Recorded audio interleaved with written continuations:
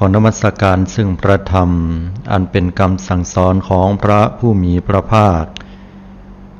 ขอระลึกล่ำพึงถึงคุณของพระอริยสงฆ์เจ้าสี่กู้แปดจำพวกน้อมกราบคารวะแด่พระมหาเถระครูบาอาจารย์เจ้าทุกตนทุกองค์เจริญสุขสวัสดีบรรดาอุบาสกอุบาสิกาสาธุชนญาติโยมพุทธบริษัททุกท่านขณะนี้ท่านกำลังติดตามรับฟังรายการใต้ห่มพระรัตนตรัยออกอากาศกุเจ้าของวันพุธเวลา 5 นาฬิกาจนถึงเวลา 6 นาฬิการวมเป็นเวลา1 ชั่วโมงด้วยกันและเช่นเคยดำเนินรายการโดยอาตมาภาพอนาลัยอนาลโยโดยที่สาธุชนญาติโยมพุทธบริษัททุกท่านสามารถติดตามรับฟังรายการได้ทางสถานีวิทยุเพื่อการศึกษาพระพุทธศาสนาและวัฒนธรรมคลื่น FM 104.50 เมกะเฮิรตซ์วัดฝายหินกราบขอบพระคุณอนุโมทนาหลวงพ่อธรรมพระครูปริยัติยานุศาสตร์ที่ปรึกษาเจ้าคณะอำเภอเมืองเชียงใหม่ก็กราบอนุโมทนาหลวงพ่อธรรมพระครูสมุวิศวัตรวรกิจโจผู้อำนวยการสถานีวิทยุ 104.50 เมกะเฮิรตซ์เจ้าอาวาสวัดฝายหินติดตามรับฟังรายการได้ทางสถานีวิทยุกระจายเสียงคลื่น FM 90.75 เมกะเฮิรตซ์เสียงป่าซางอนุโมทนาขอบคุณกับคุณโยมรัตดาอินตงามพร้อมคณะที่เอื้อเฟื้อช่วงเวลาดังกล่าวและสถานีวิทยุกระจายเสียงทุกๆคลื่นสถานีที่ทำการลิงก์สัญญาณกระจายเสียงไปสู่ศรัทธาญาติโยมได้สดับรับฟังธรรมอยู่ณขณะนี้หรือช่องทางอื่นใดเช่นธรรมะคลายเครียด 104.50 หรือฟังย้อนหลังในรายการได้ที่ YouTube Channel พิมพ์คำว่าใต้ห่มพระรัตนตรัยโดยที่สาธุชนญาติโยมสามารถโทรเข้ามาร่วมในช่วงแต่ท้ายของรายการได้ที่หมายเลขโทรศัพท์064 092 0919 064 092 0919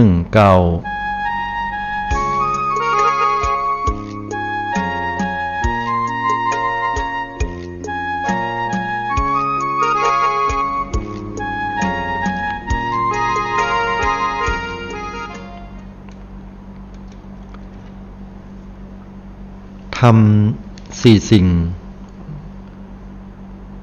ที่เราบอกควรจะดูถูกหรือ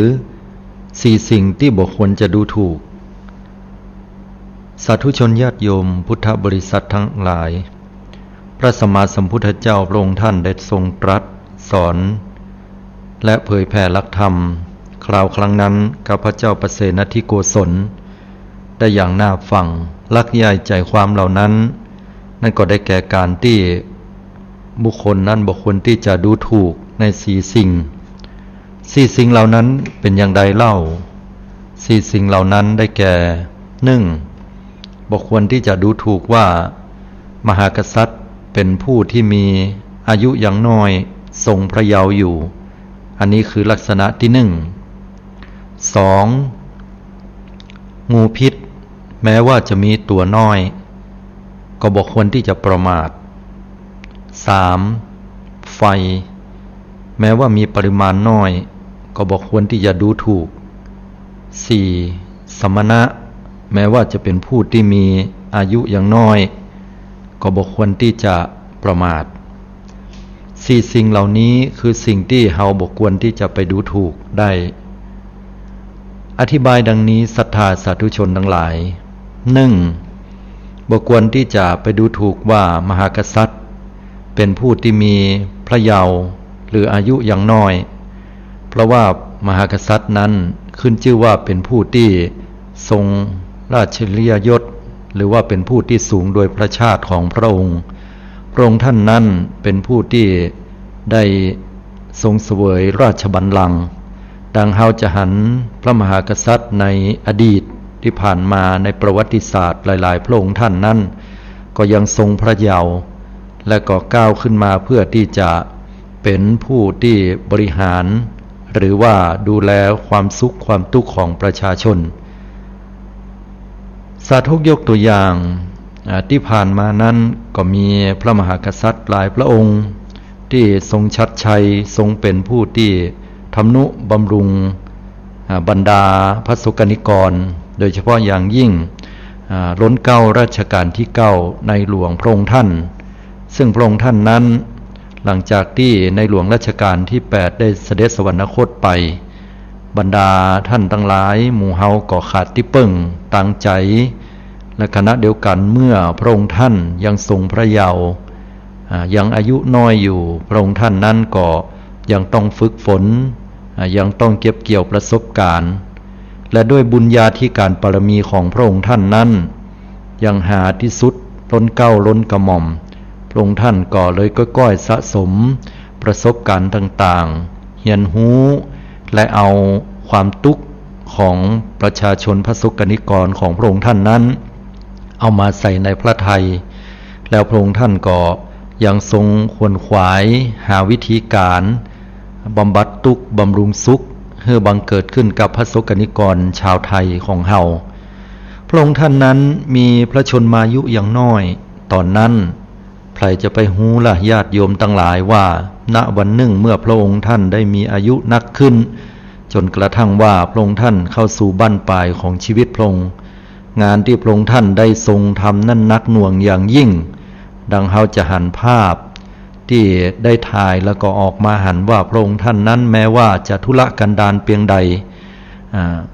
หยาดเหงื่อหรือว่าพระเศโธของพระองค์จะตกมาแห่มสักกิเม็ดก็ตามนั่นคือความปลื้มปีติยินดีใจเมื่อเฮาระลึกถึงพระองค์ท่านก็รู้สึกว่าอิ่มเอมเปรมใจเพราะว่าพระองค์ได้ทรงมีพระเมตตาหรือว่าพระมหากรุณาธิคุณอย่างล้นเกล้าล้นกระหม่อมพระองค์ท่านนั้นทรงเป็นผู้ที่มีความชาญชัยและทรงมีพระปรีชาสามารถเป็นอย่างนักในอันที่จะดูแลพอกอยยามที่เฮาท่านทั้งหลายมีความทุกข์อันใดก็ทรงมีโครงการอย่างต่างๆมากมายเป็นเครื่องบ่งบอกเป็นเครื่องทำให้เกิดความสุขบำบัดทุกข์บำรุงสุขของประชาชนและทั่วโลกในบรรดามหากษัตริย์ทั้งหลายในช่วงที่พระองค์ท่านยังทรงพระชนอยู่นั้นถือว่าเฮานั้นเป็นผู้ที่พระองค์ท่านเป็นผู้ที่ครองราชย์ที่ยาวนานที่สุดแล้วก็เป็นที่ฮักเป็นที่เคารพของพระมหากษัตริย์โดยทั่วโลกสาธกยกตัวอย่างตอนนั้นเนี่ยเจ้าชายจิกมี่พระองค์ท่านจากภูฏานก็ยังได้เสด็จมาร่วมงานฉลองครบรอบการเสวยราชสมบัติอยู่50 ปีตอนนั้นและจากนั้นก็ติดทองติดแถอยู่โดยตลอดเคารพนับถือนะและคือความฮักความเมตตาธรรมต่อกันโดยที่พระองค์ท่านนั้นก็นำเอาในหลวงรัชกาลที่9แนวทางข้อปฏิบัติต่างๆของพระองค์ท่านนั้นได้มาใจปรับใจไปพัฒนาประเทศของพระองค์กระทั่งว่าพระองค์ได้เป็นพระมหากษัตริย์แทนพระราชบิดาอย่างเนี้ยเป็นต้นศรัทธาสาธุชนทั้งหลายในหลวงรัชกาลที่9ของเฮาที่ผ่านมานั้นเป็นผู้ทรงทศพิธราชธรรมเป็นพระมหากษัตริย์ที่สง่างามที่สุดเป็นพระมหากษัตริย์ที่น่ายกย่องที่สุดองค์หนึ่งและเป็นพระมหากษัตริย์ที่ทรงห่วงหาในความทุกข์แล้วก็พระองค์ท่านนั้นยังทรงพิจารณาถึงว่าจะยะใดถึงให้มีความสุขเกิดขึ้นกับบรรดาพระสกนิกรชาวไทยของพระองค์อันนี้แหละเป็นทรงทศพิธราชธรรมโครงการแก้มลิงโครงการอันอย่างต่างๆมากมายเหลือเกินที่เป็นประโยชน์ชนะต่อคนไทยและคนไทยก็ฮักพระองค์ท่านด้วยความที่พระองค์ท่านนั้นแม้ว่าแต่ก่อนยังทรงพระเยาว์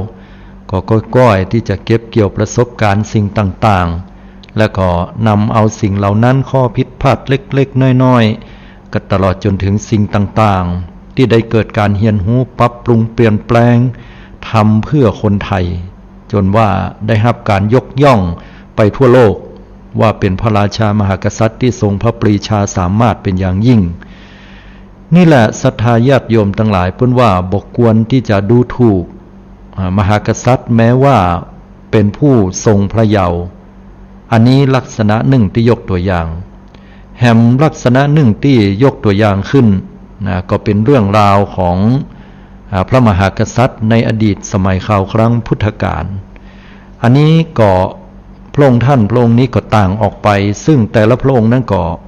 บ่เหมือนกันน้อยญาติโยมแต่องค์นี้ในประวัติศาสตร์ที่จะลึกมาในพระไตรปิฎกขอสาธกยกตัวอย่างพระราชประวัติของพระเจ้าวิทูดภะพระเจ้าวิทูดภะเนี่ยพระองค์ท่านเนี่ยได้เกิดขึ้นจาก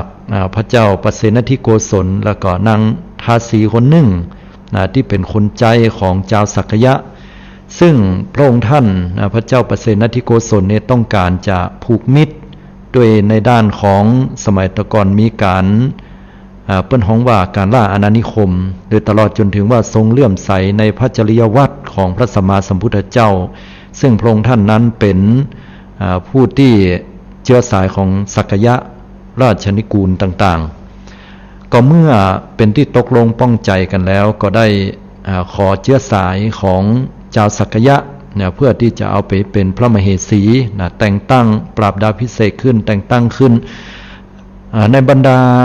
เจ้าสักยะเนี่ยเป็นผู้ที่มีทิฐินักมีมานะความสำคัญตัวเก่าเจือจาดเนี่ยจะบ่ฮื้อหมู่อื่นหรือว่ากษัตริย์อื่นหรือว่าเผ่าพันธุ์อื่นเนี่ยมาผสมปนเปอยู่ใ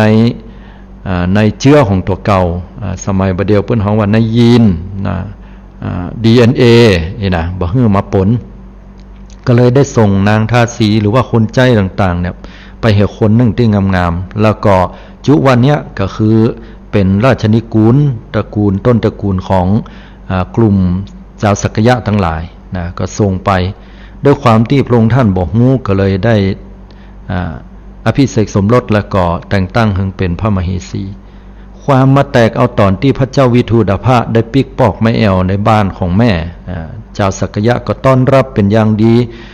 เตรียมมโหรีปีพาทอย่างต่างๆแล้วก็ตลอดจนถึงว่าได้ทำการต้อนรับ7 คืน 7 วัน ด้วยความปีติเจยบานสร้างความสัมพันธ์แต่หารู้ไหมว่าหลังจากที่พระองค์ท่านได้ทรงเสด็จออกไปยังบ่ถึงออกเมืองแต่ว่าเตื้อก็ด้วยความที่พระองค์ท่านลืมพระขันหรือว่าดาบไว้เอาวางไว้ข้างๆก็บอกให้มหาดเล็กว่าโอ้ปิกไปเอากำล้อบัดเดี๋ยวนี้เฮาลืมพระขันไว้หรือว่าดาบไว้ที่นั่งหั่นน่ะมหาดเล็กก็ปิกปอกมาโดยที่บ่ได้ฮู้มาก่อนว่าเมื่อพระเจ้าวิทูธภะได้เสด็จไปแล้วเนี่ยบรรดานางสนมกรมวังของหมู่เจ้าสักยะทั้งหลายก็เอาน้ำนมเนี่ยมาล้างที่นั่งแล้วก็จมเดือดว่าไอ้ลูกทาสีคนนี้มันมาหยังนี่นะอันนี้ตามประวัติในพระไตรปิฎกกล่าวในถึงเรื่องของบุคคลเนี่ยก็ว่าโอ้พอมหาดเล็กมาหูได้ยินอย่างอันก็ลักส่องลักฟังพอหูความตึงมดแล้วก็กรรมนี้ก็เลยไปบอกให้พระเจ้าวิทูดภะพระเจ้าวิทูดภะนั้นแทบจะบัดเชื่อบัดเชื่อตัวเก่าก็เลยด้วยความโคตรเกลียดกับปิกบ้านไปก็เข้าใจว่าคงจะไปถามพระราชมารดาของตัวเก่าเนาะเมื่อเค้นเอาความจริงหูความจริงอย่างอันแล้วก็ทรงพิโรธนักตอนนั้นยังเป็นราชกุมารอยู่เสร็จเรียบร้อยแล้วนั้นปรากฏว่าพระเจ้าปเสนทิโกศลเนี่ยเป็นผู้ที่เลื่อมใสศรัทธาในพระสัมมาสัมพุทธเจ้าพระธรรมพระสงฆ์พระองค์ท่านนั้นทรงทศพิธราชธรรมคือธรรม10 ประการของมหากษัตริย์แล้วพระองค์ท่านก็ได้เข้าเฝ้าพระสัมมาสัมพุทธเจ้าอยู่บ่อยครั้งมีอยู่ครั้งหนึ่งเมื่อพระองค์ได้ทรงชราภาพแล้วพระองค์ก็ได้เข้าเฝ้าพระสัมมาสัมพุทธเจ้าสู่ภาคคันธกุฎีทีนี้เวลาจะเข้าไปสู่ภาคคันธกุฎีที่ภาคของพระสัมมาสัมพุทธเจ้าด้วยความที่พระองค์ท่านนั้นเป็นผู้ที่เคารพต่อพระรัตนตรัยเพราะว่าเครื่องทรงของพระองค์ชัดชดาอย่างต่างๆก็จะมีพระขันมีทุกสิ่งทุกอย่างที่เป็นของอยู่สำหรับพระองค์แม้แต่อาวุธอย่างต่างๆก็ต้องปลดออกพระองค์ท่านนั้นทรงเสวยผ้าสีขาวและเข้าไปสู่ภาคคันธกุฎีที่ภาคของพระสัมมาสัมพุทธเจ้าและถวายบังคมสนทนาธรรมกัน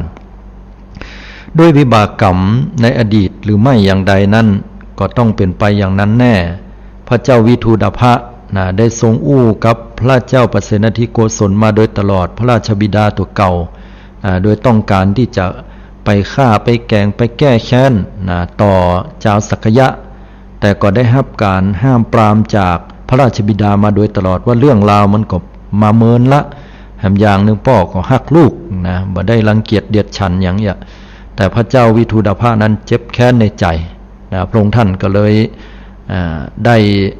อาศัยช่วงชิงจังหวะนั้นนะแล้วก็ทำการนำเอาเครื่องราชอย่างต่างๆเครื่องทรงอย่างของพระราชบิดาตัวเก่านั้นปิกปอกไปปราบดาพิเศษตัวเก่าเป็นมหากษัตริย์ขึ้นครองราชย์แทนฝ่ายพระเจ้าประเสนทิโกศลนั้นก็เลยทรงเสียพระทัยเป็นอย่างนักได้ควบม้าไปขอความช่วยเหลือพระเจ้าพิมพิสารจากกรุงราชคฤห์ซึ่งพระเจ้าพิมพิสารเนี่ยก็ถือว่าเป็นเครือญาติพี่น้องกันเพราะว่าพระเจ้าพระนางเวเทหิมเหสีนั่นก็ถือว่าเป็นพี่เป็นน้องกันกับพระองค์ท่าน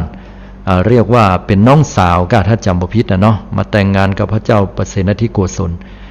แล้วก็ถือว่าตัวเก่านั่นก็พี่อ้ายตายหัวว่าอย่างนั้นมาขอความช่วยเหลือบัดตันถึงเมืองสกัมเมืองได้ปิดลงในยามค่ำนั้นประตูเมืองปิดพระองค์ท่านก็ด้วยความชราภาพมันก็ทรงเสด็จสวรรคตเนี่ยในฝ่ายของพระเจ้าวิทูดาภะเมื่อได้ราชอำนาจมาปราบดาพิเศษตัวเก่าเป็นพระมหากษัตริย์แล้วนะต่อมาบ่เหมือนบ่นานบ่กี่วันก็ได้นำเอาคนทั้งหลายเนี่ยเข้าไปนะไปสู่สักยะตระกูลเมื่อเข้าไปก็บัดพูดพร่ำทำเพลงอย่างละเข้าไปแล้วถามว่าใครเป็นเจ้าสักยะพ่องหมู่เจ้าสักยะนี่มีทิฏฐิมานะนักก็บอกว่าเฮาเนี่ยเจ้าสักยะนะก็โดนบั่นคอเลยนะโดนฆ่าตาย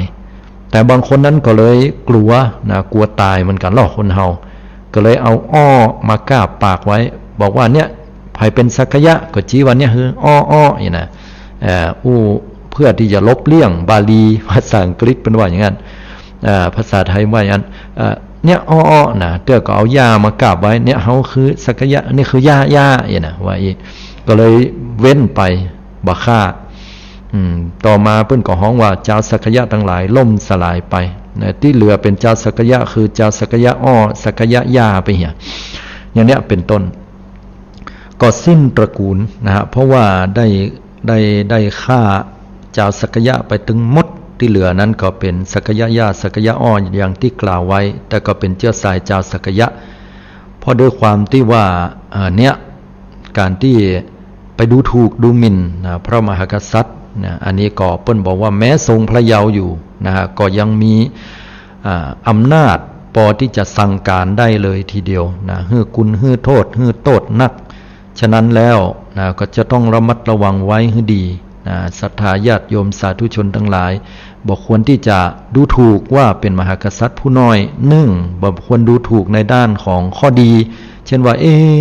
ยังทรงพระเยาว์อยู่เนี่ยจะมีความสามารถปกครองบ้านเมืองได้กาบ่แน่เนาะพระองค์ท่านนั้นอาจจะปรีชาสามารถในอนาคตการไปหน้าจะเป็นที่ฮักแห่งมหาชนคนทั้งหลายจะเป็นที่เคารพนับถือและพระองค์ท่านก็มีทศพิธราชธรรมทำ10ประการของพระมหากษัตริย์ตลอดจนถึงทรงพระมีหลักธรรมคำสอนของพุทธเจ้านั่นก็คือว่าเมตตาปรารถนาให้พระสกนิกรเป็นสุขกรุณาช่วยเหลือเกื้อกูลต่อพระสกนิกรอยู่โดยตลอดมุทิตาพลอยดีอกดีใจที่ประเทศมีความเจริญการกรุงรุ่งเรืองกินอยู่แบบพอเพียงและมุทิตาพลอย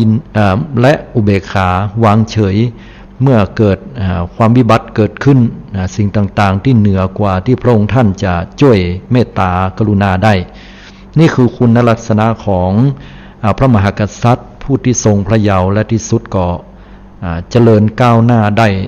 ที่สุดแล้วนี่ทรงพระปรีชาสามารถได้จนกระทั่งว่าสิ้นชีวิตยกตัวอย่างเหมือนในหลวงรัชกาลที่9ของเฮาอันเป็นที่ฮักและเคารพอย่างยิ่งของพระสกนิกรชาวไทยและก็ได้นำเสนอเรื่องราวของพระเจ้าวิทูดาภะอันนี้ก็เป็นในส่วนของสิ่งที่เป็นตัวอย่างลักษณะของการดูถูกดูหมิ่นแล้วก็พระองค์ท่านบ่ได้ตั้งอยู่ในทศพิธราชธรรมพระองค์ท่านก็เมื่อได้อาศัยความเจ็บแค้นอย่างนั้นก็ ทรงได้เข้าไปล้างแค้นหรือว่าเปิ้นฮ้องว่าไปฮื้อโทษได้สำหรับผู้ที่ได้ไปประมาทหรือว่าได้ไปกล่าวไว้นั่นน่ะอันนี้ก็เป็นการเหยียดกันในลักษณะของยุคสมัยตะก่อนเนาะเปิ้นได้กล่าวไว้ในประวัติศาสตร์ยกตัวอย่างให้ฟังว่าบุคคลที่เฮาหรือว่าสิ่งนะสิ่งที่เฮาบ่ควรที่จะไปดูถูกนะฮะ1มหากษัตริย์เนาะ2นั่นก็คือเปิ้นบอกว่าเป็นงูพิษนะฮะงูพิษบ่ควรที่จะไปดูถูกเพราะว่างูพิษเนี่ยอาตมาภาพเคยไปพอรายการสารคดีโลกน่ารักหรือว่าท่องโลกกว้างสารคดีเหล่านี้นี่มีประโยชน์มากๆเลยเพราะว่าได้ไปนำเอาเรื่องราวชีวิตของเหล่าสัตว์ทั้งหลายสัตว์น้อยสัตว์ใหญ่สัตว์อันน่าฮักสัตว์อันน่าเกลียดหรือว่าแล้วแต่สายพันธุ์สปีชีส์ของเขาเหล่านั้นน่ะ มานำเสนอพอก็เป็นที่ม่วนงันสันเล้าพอดีมีอยู่เทปหนึ่งเมินมาละก่อหันเปิ้นนำเอาชีวิตของเหล่าสัตว์ที่ชื่อว่าสัตว์เลื้อยคลานนั่นก็ได้แก่งูมานำเสนออาตมาชอบอยู่อย่างหนึ่งมันสอดคล้องต่อคำสอนของพุทธเจ้าบอกว่าอสรพิษแม้ว่าตัวน้อยก็บ่ควรที่จะไปดูถูกไปประมาทซึ่งมันก็ตรงกับคำสอนของพระสัมมาสัมพุทธเจ้าแท้ๆเลยเพราะว่าในเทปนั้นเนี่ยเปิ้นอู้ถึงเรื่องของงูพิษชนิดหนึ่งบ้านเฮาฮ้องว่างูเห่าเนี่ยญาติโยมตัวมันน้อยกว่างูจงอางแต่ว่าพิษมันแห้งทีเนี้ยงูเห่าเนี่ยเวลาไข่แล้วลูกมันถึงเวลาจะเกิดเจาะไข่ออกมาแล้วเนี่ยอาตมาหันเนี่ยยางในไข่มันยังมีเต้ยอยู่น่าเกลียดขนาดเลยน่าเกลียดน่ากลัวแล้วก็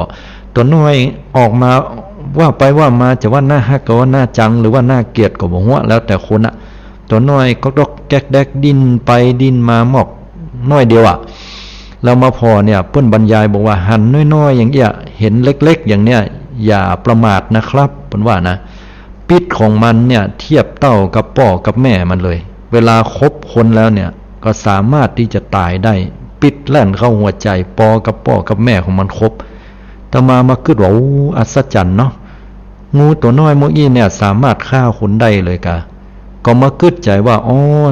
สิ่งที่พระพุทธเจ้าบอกว่าบ่ควรจะดูถูกหนึ่งในจำนวนนั้นคืออสรพิษแม้ว่าจะตัวน้อยตัวนิดเนี่ยจะไปคิดนะญาติโยมว่าพิษมันจะบ่แห้ง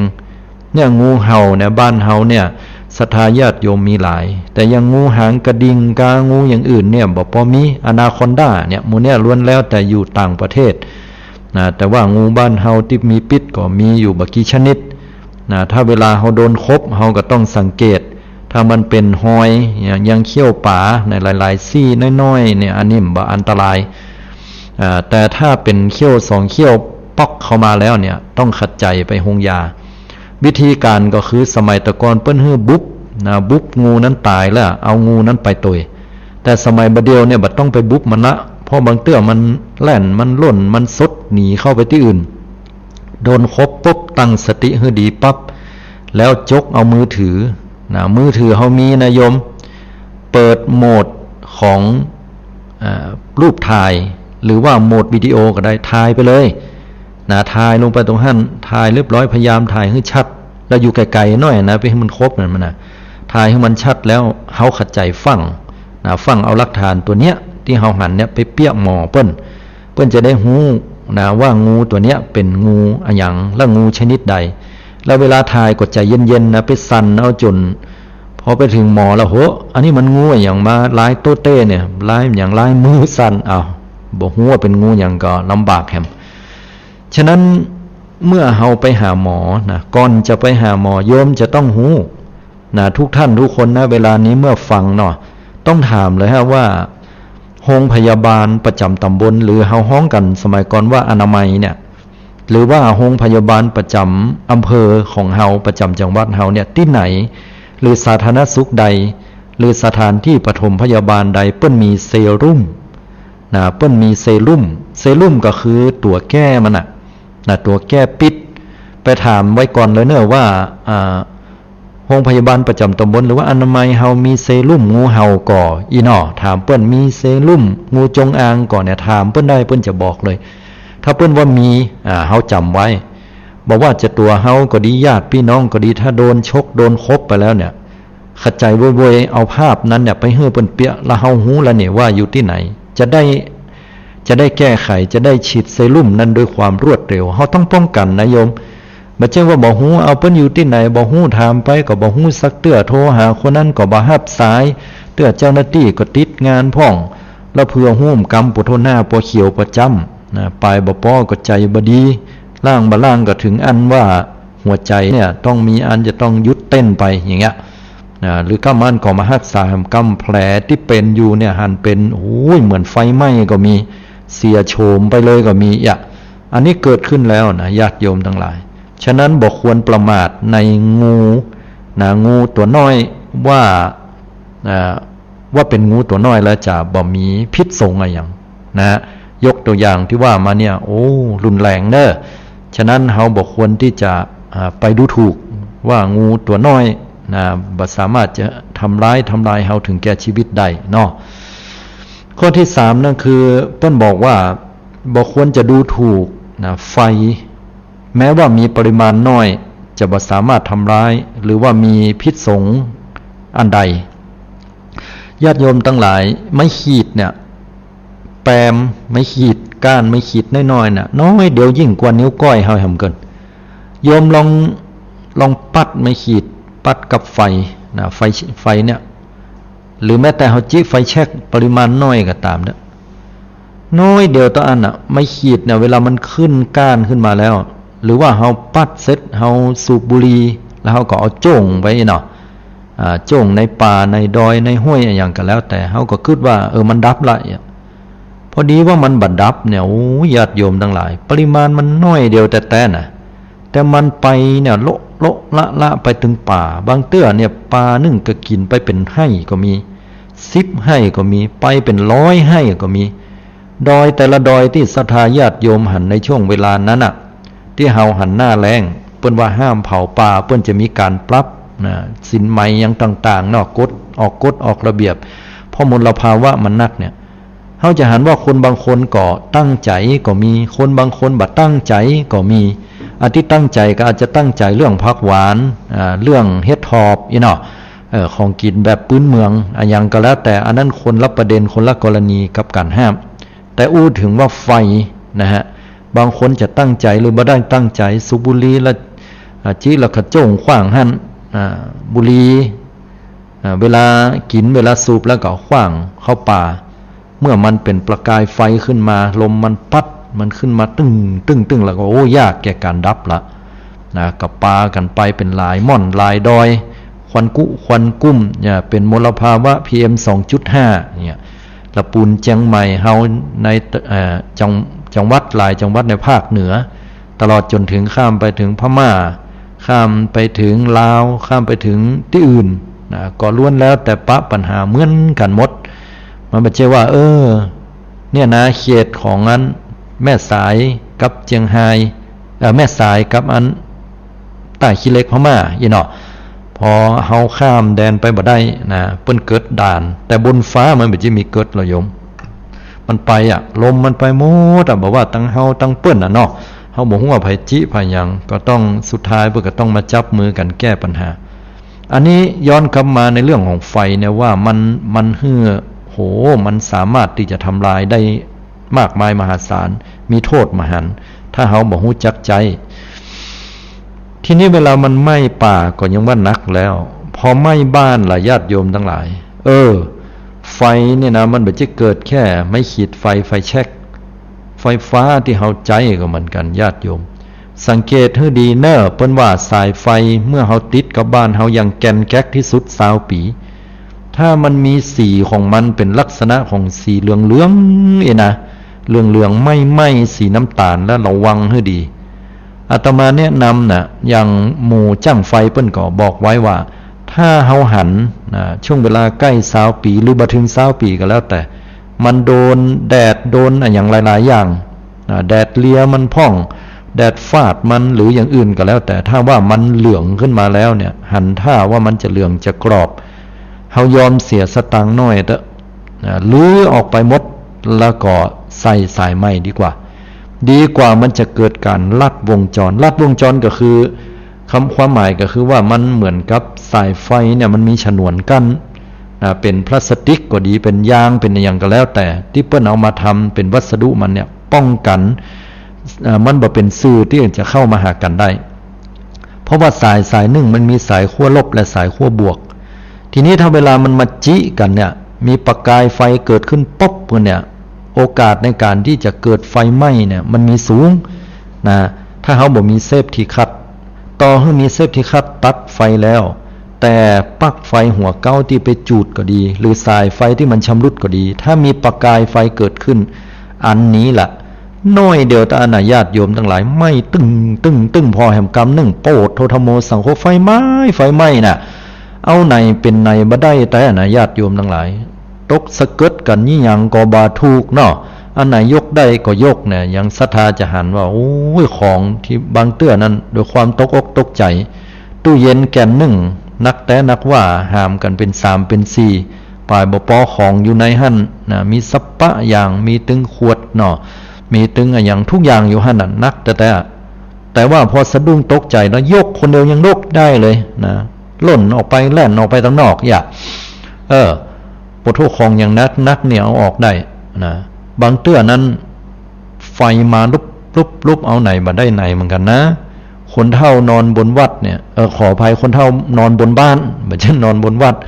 นอนบนบ้านนะชั้น2เอาตัวเก่าบ่รอดก็มีตายก็มีบ่ต้องคนเฒ่าคนหนุ่มเนี่ยฮะบางเตื้อเนี่ยบ่ฮู้ตัวรับแต่เลยรับเลิกเพราะว่าตัวเก่าเป็นญาการมาดึกดึงเกินคืนหรือก็มันก็เป็นลักษณะของผู้พิการหรือว่าผู้ป่วยติดเตียงอย่างเงี้ยลำบากขนาดเลยญาติโยมทั้งหลายไฟไหม้กำเพื่อเฮาหันเนี่ยปุถุมันจะโล่แล้วหรอกควันน่ะโทรหานะรถเพื่อรถดับเพลิงอาจจะตั้งเทศบาลกาหรือว่าตั้งไหนก็แล้วแต่ลองโทรไปเทศบาลเฮาเนี่ยท่านน้ำเปิ้นมีอย่างมีเปิ้นสแตนบายอยู่แล้ววยก็โชคดีอยู่ใกล้เนี่ยแต่ก็ยังเสียหายตามแต่เวลาของไฟที่จะไหม้กำเดี๋ยวแต่ญาติโยมโทรไปปุ๊บเนี่ยสมมุติว่าโอ้กำลังเอาไปดับเนี่ยอยู่ประมาณชั่วโมงป่ายเนี่ยเปิ้นขอไปต่างบ้านเนี่ยไปช่วยกันเป็นบ้านตัวเก่าป้าเนี่ยน้ำเติมบัดตันสักกำเนี่ยนะปิกมาปุ๊บตามหลักเปิ้นเติมเลยหรอเปิ้นก็กำลังเติมอยู่ก็โอ้น้ำมันบัดตันอ่ะไม่ใช่ว่าเติม3นาที5นาทีแล้วน้ำมันจะเต็มถังเมื่อใดญาติโยมระวังนั้นก็เป็นไปได้เนาะโอ้มาบัดตัน5นาทีนะไฟไปแล้วนะฉะนั้นรวมความตึงมดตึงมวลว่าไฟแม้ว่ามีปริมาณน้อยก็บ่ควรจะดูถูกนะว่าบ่สามารถที่จะทำให้เฮานั้นถึงความพินาศได้นะบ้านตึงหลังอันบอกว่าจะยังก็แล้วแต่นะมันไหม้ไปแล้วเนี่ยโอ้ยมันเสียความรู้สึกเสียอกเสียใจญาติโยมทั้งหลายแล้วก็แถมแหมน้อยไฟแหมอย่างหนึ่งนอกจากไฟตัวนี้เนาะอาตมาแถมให้ก็คือไฟคือโทสะในใจบ่ควรที่จะให้มันไหม้เพราะว่ามีปริมาณน้อยอย่างความโกรธความเกลียดเล็กๆน้อยๆให้แก่กันและกันญาติพี่น้องเพื่อนฝูงมิตรแก้วสหายคำพ่อแม่กับลูกอย่างเงี้ยครูบาอาจารย์กับศิษย์จะไปให้มันลามขใจดับโวยหาอุบายดับโวยจะไปให้มันแจ้อยู่ในใจหั่นถ้ามันทีละเล็กทีละน้อยสร้างความบ่พอใจให้มาเกิดขึ้นนักเข้ามันจะกลายเป็นไฟใหญ่ที่สุมสวง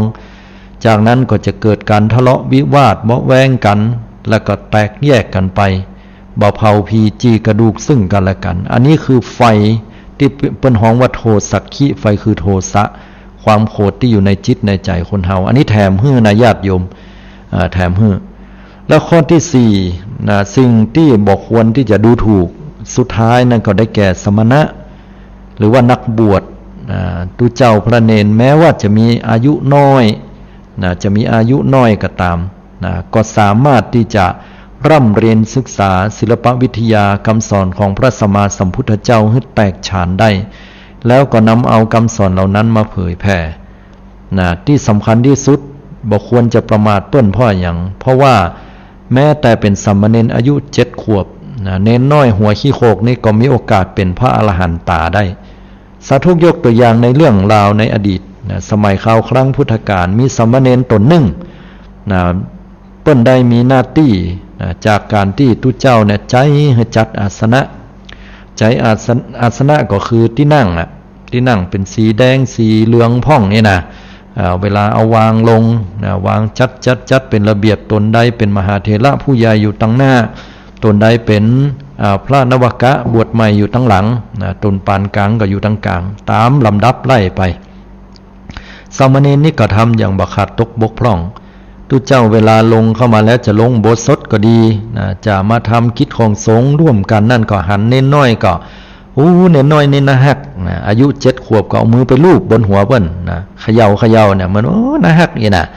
แต่ก็หันแล้วมันหน้าแกล้งก็ยิกแก้มห้องนี่เนาะแต่เดินเข้ามาก็เน้นน้อยนี่มันน่าฮักแต่เอาบกกอกยอกหัวเฮียปกห้องนี่นะพุทธองค์หันละดักไว้ก่อนเสร็จเรียบร้อยหลังจากทำสังฆกรรมเรียบร้อยปุ๊บก็ถามว่าดูก่อนภิกษุทั้งหลายเธอทั้งหลายหันพระมหาเถระก่อนี่นะ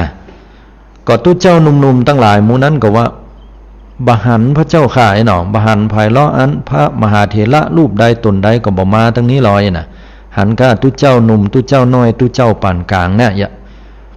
พุทธองค์ก็ถามว่าบหันแต่กาบหันนี่นะบหันข้าพงเขาบหันพระก็นึกว่าพระเถระผู้ใหญ่คือผู้ที่มีอายุวัฏสานักมีอายุนักเนี่ยปุ่น80 90 100ปุ่นไหนนะร้อยปลายสมัยก่อน100นี่มีหรอพุทธองค์ก็เลยถามว่าที่ตถาคตถามเนี่ยบ่ใช่พระมหาเถระแบบนั้นที่มีอายุนักภิกษุทั้งหลายหันสามเณรน้อยตนนั้นก่อเพื่อก็ชี้ไปให้พอเณรน้อยที่จัดอาสนะนั่นน่ะภิกษุทั้งหลายก็บอกว่าเห็นพระเจ้าค่ะตนนั้นน่ะคือพระมหาเถระผู้ใหญ่ทุเจ้าทั้งหลายก็เลยงงว่าก็ยังมีอายุน้อยอยู่ยิ่งบ่ได้เป็นทุเจ้าก็บ่นับว่าสาจะได้ฮ้องว่าพระมหาเถระพระพุทธองค์บอกว่าบ่ได้ฮ้องด้วยความที่มีพรรษานักอายุนักแต่ฮ้องด้วยคุณธรรมของเปิ้นเพราะว่าสามเณรเนี่ยจะไปคิดว่าเป็นสามเณรธรรมดาเณรน้อยหัวขี้โคกเพราะว่าเณรตนนี้นั้นเป็นพระอรหันต์สิ้นกิเลสแล้วบรรดาทุเจ้าทั้งหลายฟังดังนั้นก่อนหนาวถึงฮ้อนหนาวบางตนก็เอามือไปลูบหัวบางตนก็บอกกอกยอกหัวนะพอได้ยินนี่ก็สาธุการในคุณธรรมของเปิ้นตั้งห้านมาบ่มีภัยที่จะไปกล้าไปเล่นกับสามเณรองค์นี้สามเณรองค์นี้โดนบอกกอกพ่องเปิ้นเอามือไปลูบหัวพ่องเปิ้นแกล้งยิกแก้มพ่องก็บ่โคตรเพราะเปิ้นบ่มีกิเลสแล้วเปิ้นจิตใจเปิ้นหูเต้าตันกิเลสบ่มีอัศมิมานะบ่มีความถือเนื้อถือตัวนี่แหละญาติโยมทั้งหลายถ้าเฮาบ่ฮู้เนี่ยเฮาปรามาสต่อพระรัตนตรัยต่อพระพุทธพระธรรมพระสงฆ์นี่ขนาดเป็นสามเณรน้อยนะ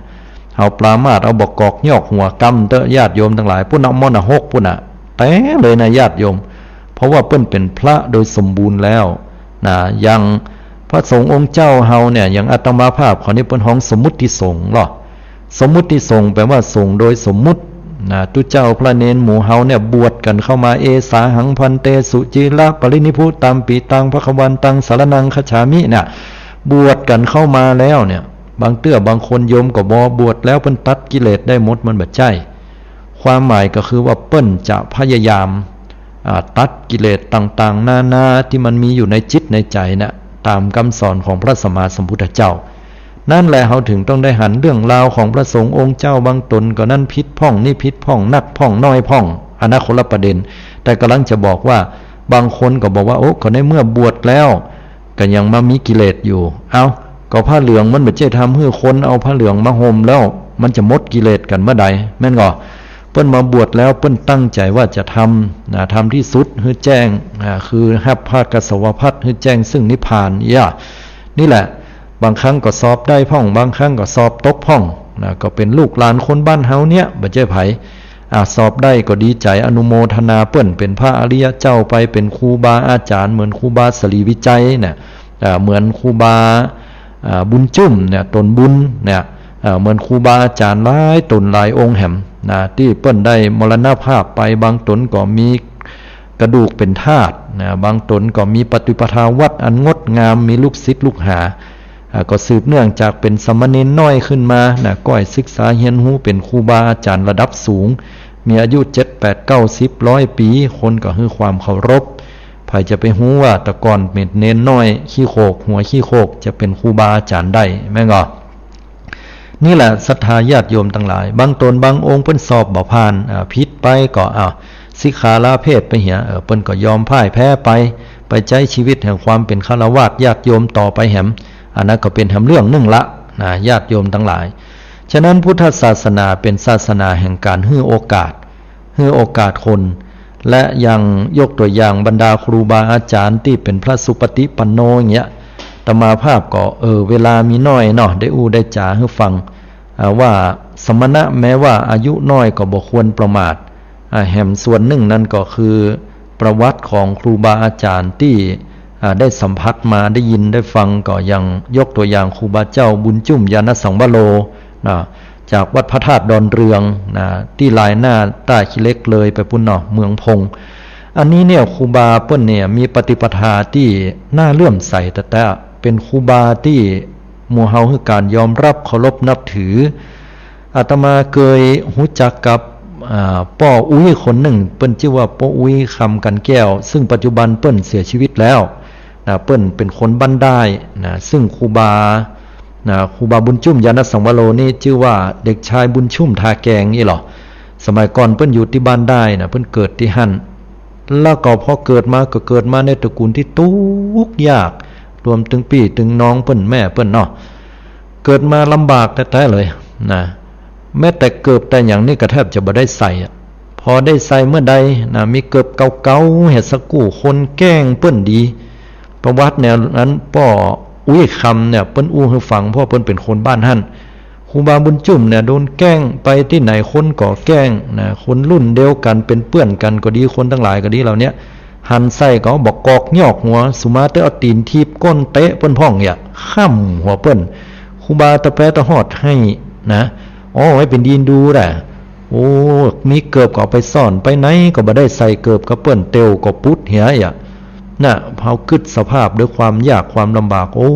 เกิดมาชีวิตทุกแต่ทุกว่าพอยังละครแต่เป็นเรื่องจริงญาติโยมอันนี้จากปากของคนเฒ่าเปิ้นเป็นคนบ้านหั่นแล้วเปิ้นก็อู้ให้ฟังว่าคราวครั้งหนึ่งนั้นถึงคราวที่เปิ้นจะมีบวชเนนครูบาเนี่ยเปิ้นมีศรัทธาที่จะบวชเป็นสามเณรพอเป็นขโยมแล้วท่องกะขะงะอย่างดีแล้วเนี่ยก็ถึงเวลาจะบวชเป็นที่น่าแปลกว่าวันนั้นบ่ฮู้ว่าอันเด็กชายบุญชุ่มทาแกงนั้นเปิ้นไปแอวไปเล่นที่ไหนก็บ่ฮู้ไปธุระไหนก็บ่ฮู้พอเวลาถึงเวลาปุ๊บเนี่ยเพื่อนที่บวชด้วยกันแฮมนะ6คนที่จริงจะบวช7บวชด้วยกัน6คนนั้นอุปชาหันว่าหายไปไหนหัวสามเณรตัวนี้บุญชุ่มทาแกงไปไหนก็บอกว่าอันก็6คนนี่บวชก่อนเพิ่นก็สาหังจนกระทั่งวัดเสร็จเพิ่นจะมีการสังเคปมาเทนะขอขมาส่งเสร็จเรียบร้อยแล้วก็บวชหมดอยู่ดีกินได้สามเณรบุญชุ่มทาแกงสดลุกไหนมาก็บ่ฮู้เพิ่นก็ว่าเพิ่นบวชกันหมดแล้วนี่ไอ้น้อยนี่ไปเล่นที่ไหนมาว่าเย็นน่ะมึงไปไหนมานี่น่ะเพิ่นคนบ้านท่านเพิ่นยองกันเนาะเพิ่นก็ได้บอกว่าไปที่หั่นที่นี่มาอุปชาก็ด้วยความเมตตาก็บอกบ่เป็นหยังเข้ามาบวชนี่นะก็ให้กราบไหว้พระจากการการบอกของป้ออุ้ยคำกันแก้วเปิ้นอยู่ในเหตุการณ์นั้นตัวนะเปิ้นบอกว่าเริ่มต้นจากการที่ครูบาบุญจุ่มนะเด็กชายบุญจุ่มทาแกงกล่าวคำว่าสาหังพันเตเนี่ยพูดโทธโมสังโฆว่าลมมันลุกในมาบ่ฮู้ว่าโยมตึ้งตั้งมันมืดเข้าปานว่าท้องฟ้าเนี่ยจะถล่มทลายฝุ่นตกลงมาเนี่ยมืดฟ้ามัวดินพ่ออย่างบหันล้มปิวไปหมดเลยสุเจราปรินิพุตัมปิตังภควันตังบวชไป มันถึงนี่อย่างบ่ได้ว่าฝนตกหาหลวงว่าพอบวชเสร็จเรียบร้อยเนี่ยเป่งลึงแสงแดดออกมาเหมือนดังว่าบ่มีฝนจุ่มฟ้าจุ่มฝนแสงแดดเนี่ยปิกมาเป็นปกติเลยอันนี้คือบุญญาธิการของคนที่สร้างสะสมบารมีมา และมีบุญมาตั้งแต่น้อยกระทั่งว่ามาพิสูจน์หลายสิ่งหลายอย่างครูบาท่านนั้นมีเมตตาสูงคนทั้งหลายปุ้นคนทั้งใต้ขี้เล็กเลยไปเมืองพงเปิ้นจะฮ้องครูบาว่าครูบาป้อ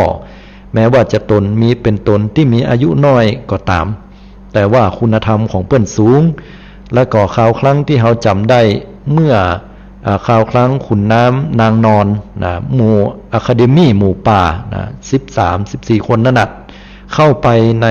ถ้ำนะแล้วก็ไปลงติดถ้ำหั่น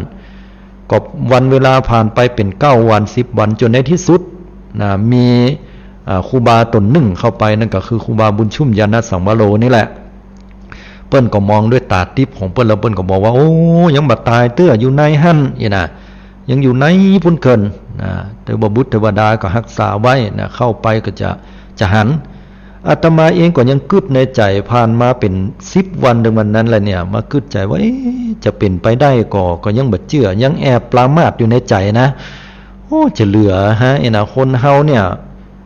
มันอยู่เป็นไปบ่ได้ก้าเข้าก็บ่ได้กินบ่ฮ้วนน้ำได้กินก็อยู่ทางในบ่มีแล้วคงจะตายแล้วแกนะปาฏิหาริย์มีแต่ญาติโยมทั้งหลายใครจะไปเชื่อความหวังที่เหลือน้อยสุดเนี่ยพ่อแม่เนี่ยแทบจะสิ้นหวังก็ยังได้ช่วยกันทุกฝ่ายนะแม้ว่าผู้ว่าราชการจังหวัดก็ดีนะและก็แฮมลายฝ่ายจ่าแซมที่ไปเสียชีวิตท่านเนี่ยล้วนแล้วแต่ช่วยกันอุทิศชีวิตนะสละความสุขต่างๆไปช่วยกันนะกอบกู้สถานการณ์และนำเอาอะคาเดมี่หมู่ป่าเหล่านั้นออกมาได้อย่างปลอดภัยถือว่าตอนนั้นเนี่ยเฮาเลื่อมใสศรัทธาเลยว่าครูบาท่านนั้นเป็นผู้ที่ทรงฌานอภิญญาแต่เลยอันนี้ก็ถึงแม้ว่าครูบาอาจารย์เนี่ยย้อนไปในอดีตว่าเป็นตนหนุ่มตนน้อยเนี่ยก็ประมาทบ่ได้ญาติโยมทั้งหลายอันนี้คือครูบาอาจารย์ที่เปิ้นมีบุญมาแต่เลยนะก็เป็นที่น่าอนุโมทนาอย่างยิ่งฉะนั้นวันนี้อาตมาภาพได้มาอู้นะในเรื่องว่าบุคคลที่บอกควรที่จะไปดูถูก4บ่ใช่ว่าบุคคลสิ่งที่บอกควรที่จะดูถูก4ประการ1บอกควรดูถูกว่ามหากษัตริย์นั้นทรงพระเยาว์อาจจะสามารถที่ฮื้อกุลฮื้อโทษแก่เฮาได้2บอกควรจะดูถูกว่าอสรพิษแม้ว่าจะตัวน้อยจะบ่มีพิษทำลายเฮาให้ถึงแก่ชีวิตได้3บอกควรที่จะดูถูกดูหมิ่นว่าไฟแม้ปริมาณน้อยน่าจะบ่ไหม้บ่เผาทำลายสิ่งของแม้แต่ชีวิตเฮาได้4บอกควรที่จะดูถูกสมณะแม้ว่าจะเป็นพระภิกษุสามเณรผู้น้อยก็มีโอกาสเป็นพระอรหันตาเป็นตนบุญในอนาคตการไปหน้าได้4สิ่งนี้ฝากให้ศรัทธาญาติโยมได้พิจารณา064-092-0919 โทรเข้ามากันได้เนอะศรัทธาญาติโยมสาธุชนทุกท่านฟังอยู่ตังใดจ้าวันนี้ได้ฟังธรรมะม่วนงันสันเล่าก่อนหรือว่าอย่างใดมีคำท่องคำถามโทรมาปั่นกำลังใจอาตมาภาพก็ได้ออกรายการอาทิตย์หนึ่งก็เตื้อเดียวตาอันเป็นช่วงเวลาที่มีก้าเหลือเกินพอมาถึงวันพุธแล้วทั้งเมื่อเจ้าตั้งแต่5 โมงเจ้าถึง6 โมงเจ้าอันนี้ก็เหลือแห่งประมาณ10 นาทีก็จะได้ให้ศรัทธาญาติโยมได้โทรกันเข้ามาถามมาอู้มาจาตักตายปราศัยกันได้เนอะ064-092-0919ฟังกันอยู่ตั้งใดตั้งบ้านใกล้บ้านไกลละปูนเชียงใหม่แป้น่านหรือจังหวัดลำปางแจ้ห่มตังชัยปราการตังเมืองฝางหรือว่าไปตังเมืองลี้ละปูนหรือตังใดที่สัญญาณเสียงลิงก์ไปได้เนาะมาละโทรเข้ามาไม่อุ้ยปันแสงคำเจริญปอนมันลงฟังแต่เจ้าแล้วนะเป็นใดวันนี้โมเหนอวันที่3เลยฟังที่เจ้าร้องเพลงเนี่ยมันดีละครับจะตั้งอนุโมทนาต้องถือกำลังใจอยู่เลยฟังโมนอยู่เนาะวันใดวันพูดแล้วลงเหลวฟังถึงไม่รับเด็กฟังก็มาบ่อยตีเลยนะไม่ลูกเลยนะตีนอนอยู่เนาะเจ้าเนาะจะได้ก็เป็นกำลังเป็นกำลังใจให้ลงเนอะติดตามกำลังใจตลอดเนอะสาธุอยู่ดีมีสุขเนอะอนุโมทนาเนอะสาธุ แม่หลวงเพิ่นก็ฟังเนาะพี่น้องเจ้าไตลือนะเพิ่นก็ได้ฟังอยู่ตลอดเอานำทำคำสอนหนึ่งต่างๆเนี่ยมาใส่อกใส่ใจนะ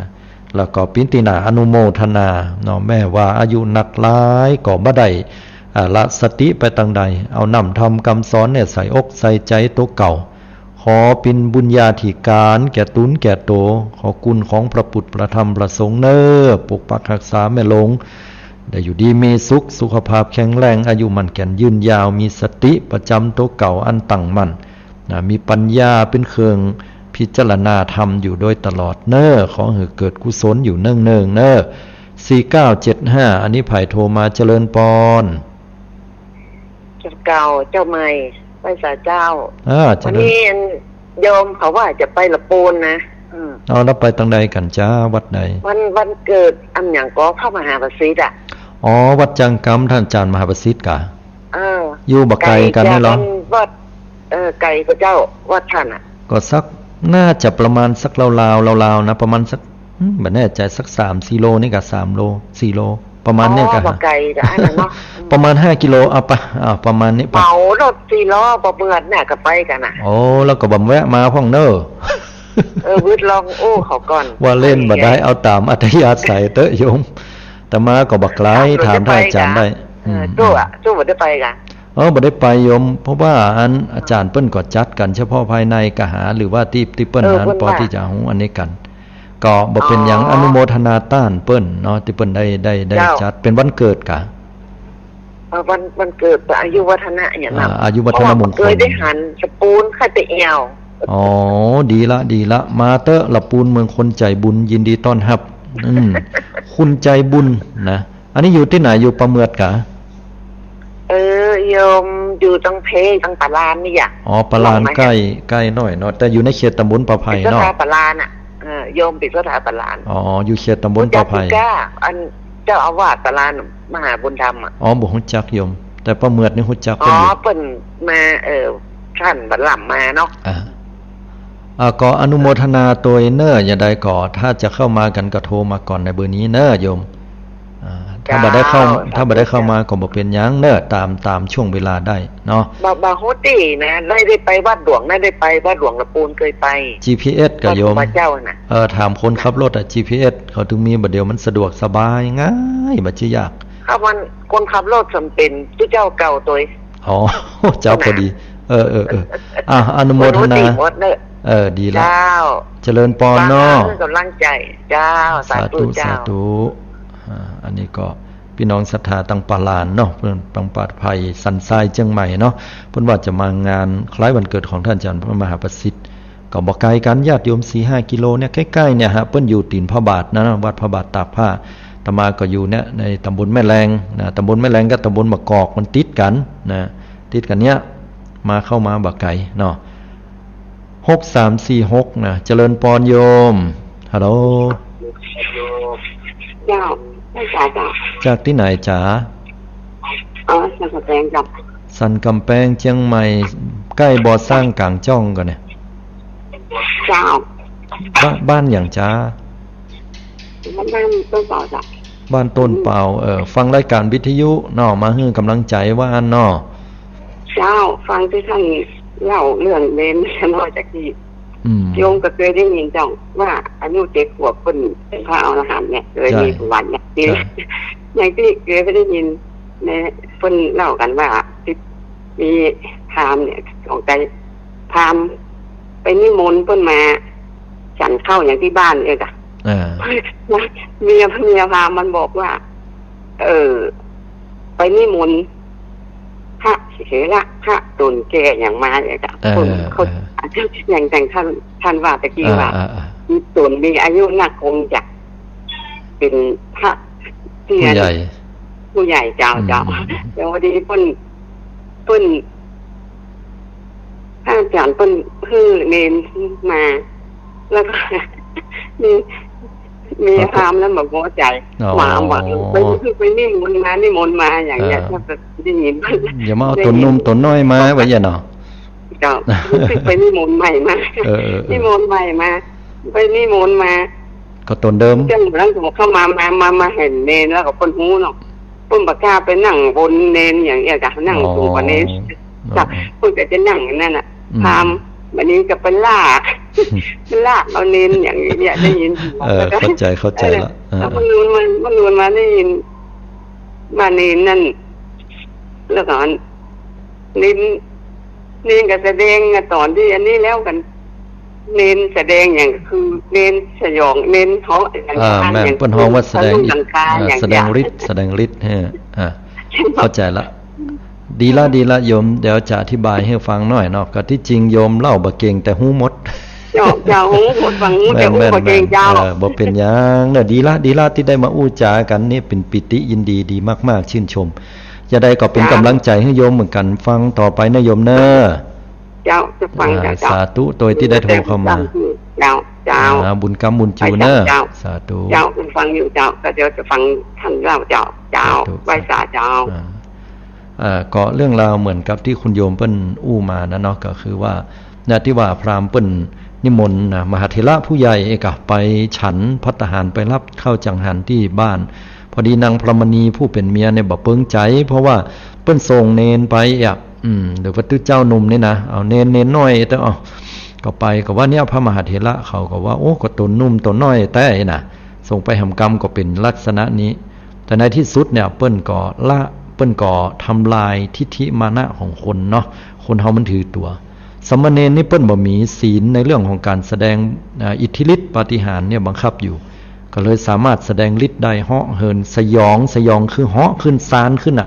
ซานมาจากบ้านเฮาเนี่ยคนเมืองคนภาคเหนือเฮาเนี่ยชอกระเชอหรือว่าชอช้างมันบัดใจสมัยตะก่อนเปิ้นออกเสียงว่าชานเฮาบ่ออกกันเฮาจะเอาว่าซานก็คือเหาะขึ้นไปน่ะความหมายก็คือเข้าฌานแล้วก็แสดงฤทธิ์นั่นน่ะเหาะไปเหาะเหินเดินอากาศสยองเหาะขึ้นไปบนฟ้าอย่างนี้น่ะก็เราก็แสดงฤทธานุภาพต่างๆนานาเป็นอย่างนั้นอย่างนี้เนี่ยคนหมู่พราหมณ์ทั้งหลายก็เกิดความปีติยินดีว่าโอ้สมัยก่อนเพิ่นว่าคนมีฤทธิ์นี่ถือว่าเป็นพระอรหันต์อีลูกนั่นน่ะที่จริงแล้วมันคือกิเลสในใจและขณะเดียวกันเนนั้นเพิ่นก็สิ้นกิเลสหมดโดยฉะนั้นสรุปว่าการที่จะเคารพว่าเป็นพระเถระผู้ใหญ่มี2อย่าง1ตามอายุวสาอันนี้เฮาก็เคารพตามที่พุทธเจ้าเพิ่นบอกนะตามลำดับอายุพรรษานักเป็นพระมหาเถระแต่ความเป็นมหาเถระแห่งอย่างหนึ่งที่แท้จริงนั่นก็คือการที่เปิ้นเป็นพระอรหันต์จบกิจแล้วเนาะฝากไว้ตะอีกกันแล้วกันโอ้หมดเวลาแล้วต้องขออภัยเวลาเหลือน้อยขนาดนั้นมีเวลาน้อยบ่เป็นหยังจะได้ก็โอกาสหน้าเฮามาปะกันใหม่สำหรับวันนี้ขอให้ทุกท่านเจริญด้วยอายุวันนะสุขะพละมีความสุขมีความเจริญยิ่งขึ้นไป